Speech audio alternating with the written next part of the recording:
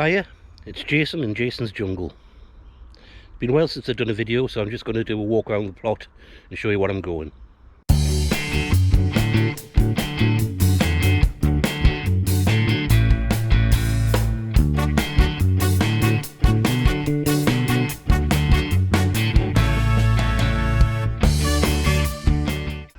This is my main crop spuds. They're going in my buckets on top of me paddling pools. I've got in this pool, I've got my fir apples, pink fir apples, main crop, and what you're doing quite nicely. And we'll move over to the one next to it. There's two with the pink fir apples. They have three potatoes in each one, and then there's five that I put one spud in each that was happened to grow in my potato bag. Don't know what they are, but one spud each. They're growing quite nicely, apart from one bucket which didn't come. So I've got 4 random unknowns and 2 fir apples in this one.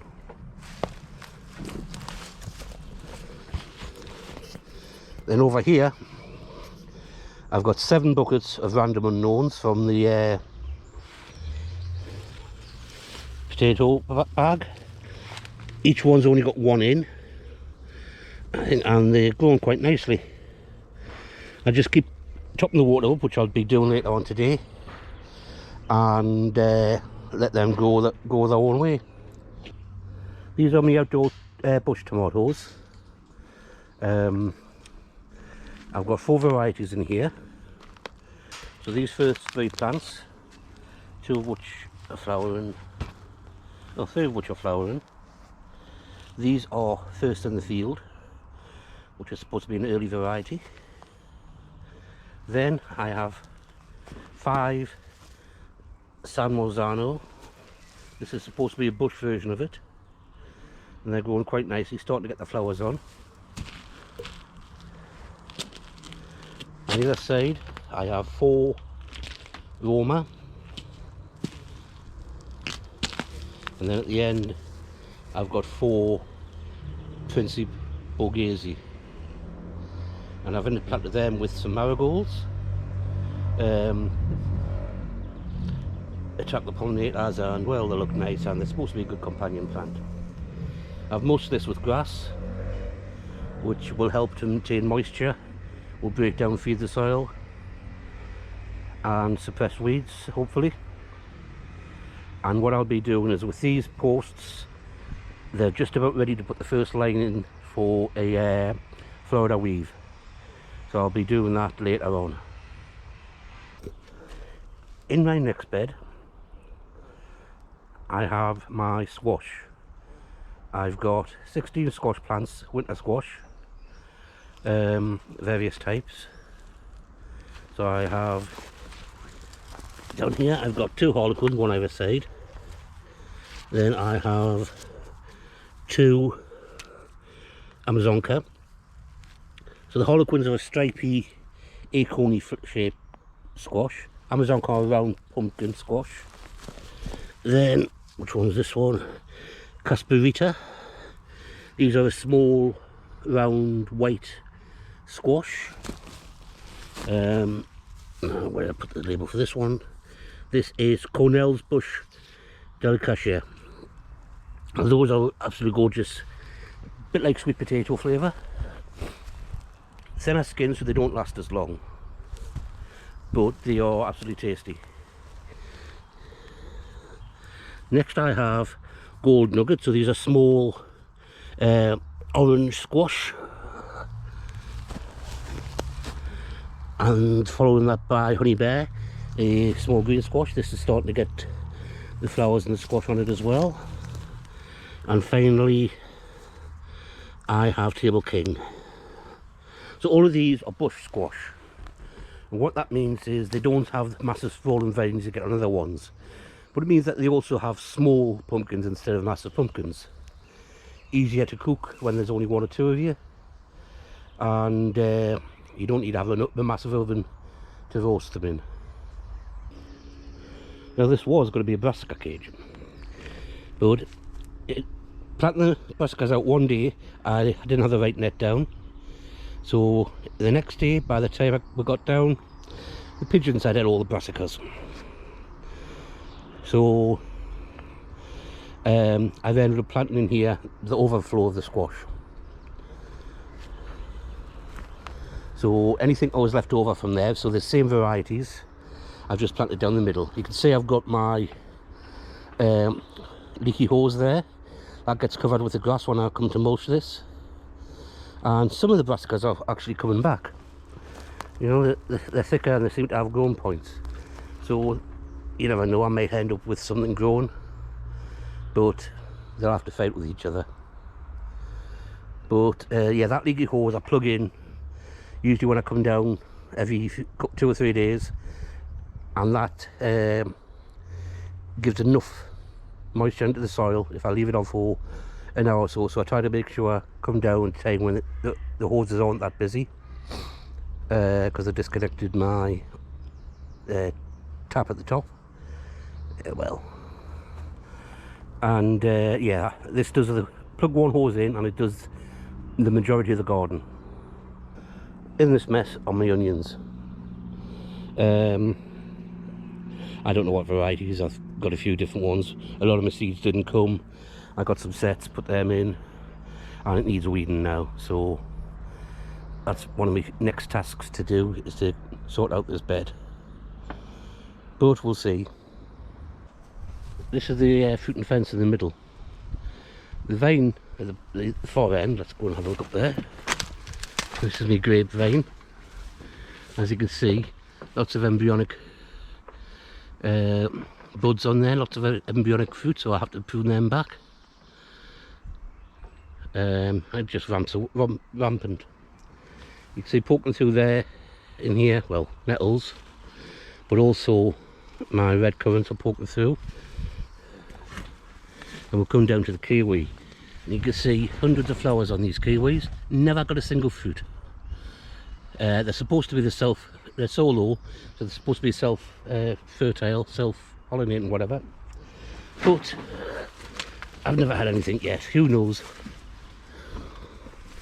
And underneath there, you can see I've got gooseberries. All the way along. Look, more flowers on the thing.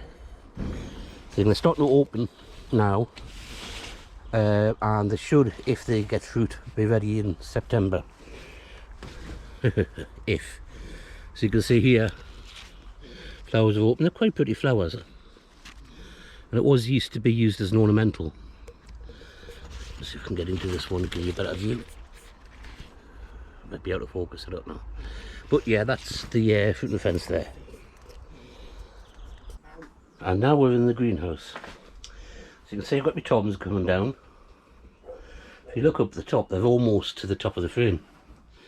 And this one here, for example, it's got 1, 2, 3, 4, 5, and right down the bottom with all those toms on, 6. So that should give us a reasonable thing. Once it gets to the top of the frame, I'm just nipping them out. I'm not going to, there's enough space on here to drop them down, but I'm not going to bother trying that, because more may look, it'll snap at the bottom. But I don't know if that is ripening or if that's bad. I think it looks bad because there's a black area on that tomato. I need to take that off. But this one has 1, 2, 3, 4, 5 tusses. This one's Elsa Craig, same as this one. A couple of their side shoots I need to take off. 1, 2, 3, 4 at the minute. So yeah, they've all got about 4 trusses on, most of them, and they're all doing quite nicely. I just have to go through, dig these, snap them off, and wrap this round. But I'll wrap this round first, just in case I damage it. It's not quite wrapping round, but there we go.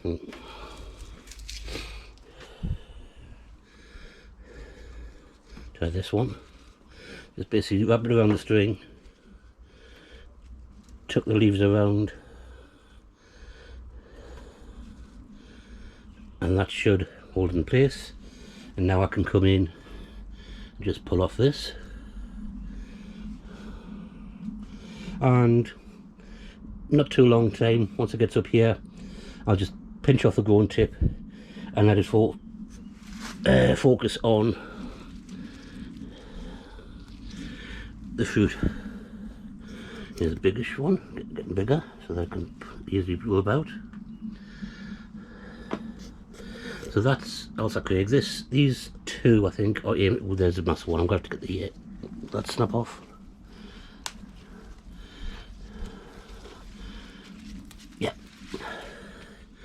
Yeah, I could stick this in the ground. I was even starting to get a flower on, but these are quite a long to maturity, so I'm not bothered with trying to grow that one. But this has got 1 button, 2, 3, 4, 5. See this one. Now this one's going to come off because it's a side shoot. I'll take that off later. So 1, 2, 3, 4 at the minute. Getting the 5th one there.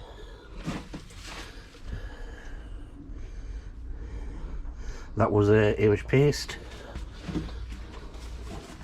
You can see here with a longer one. This is a San Marzano. So I've got, put this out. 1, 2, 3 here. Take this one out.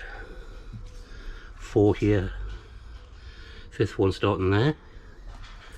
I think these two are also San Marzano, and this one is a Queue de Bois. Here's one that was just stuck in the ground after I pruned that, and that seems to be growing. Then I've got a couple of peppers stuck in the ground here. Those onions are still there, I haven't moved them. And most of the peppers are in the pots at the back, doing quite nicely for me. Then I have melons. I've got 3 melons. One's, if you look along the bottom there, that's a watermelon.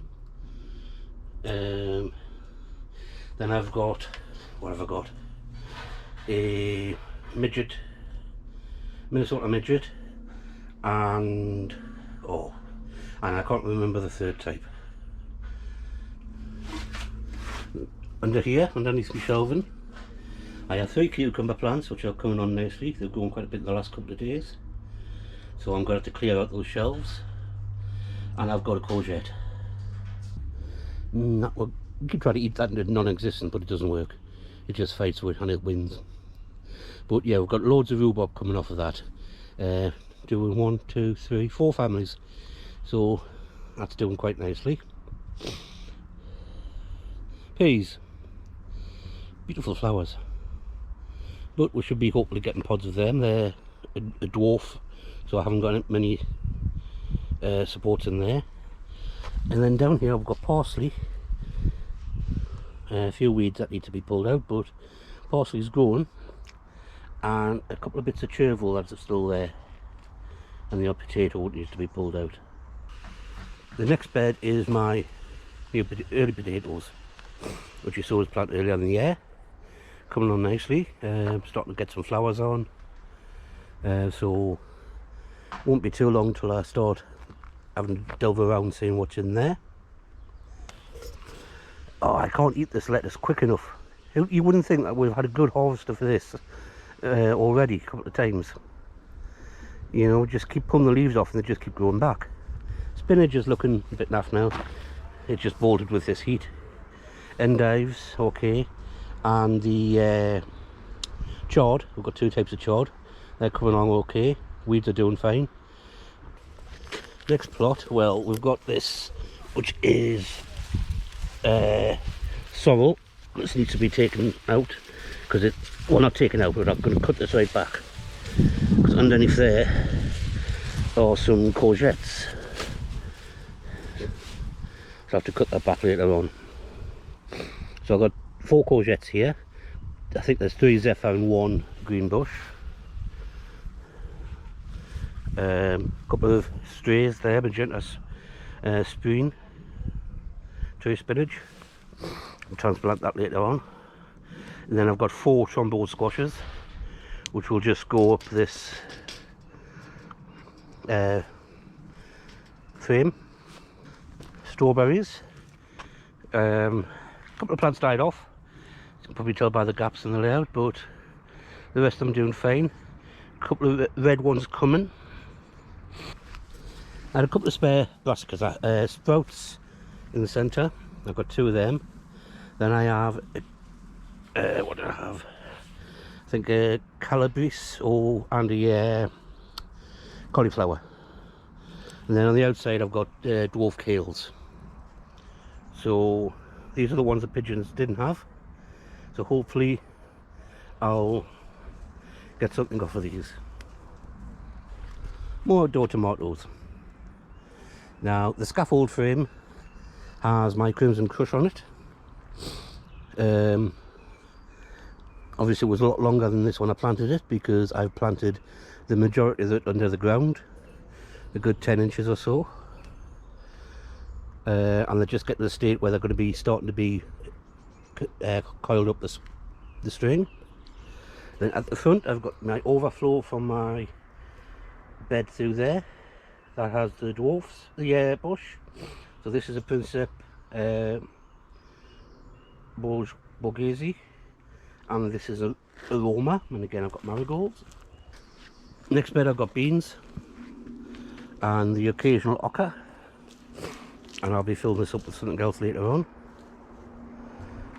And I've got some sweet corn that will be going into the next bed.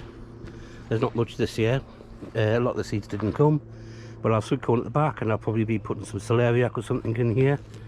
And I've got 4 spare beans in a frame, I could put them in here.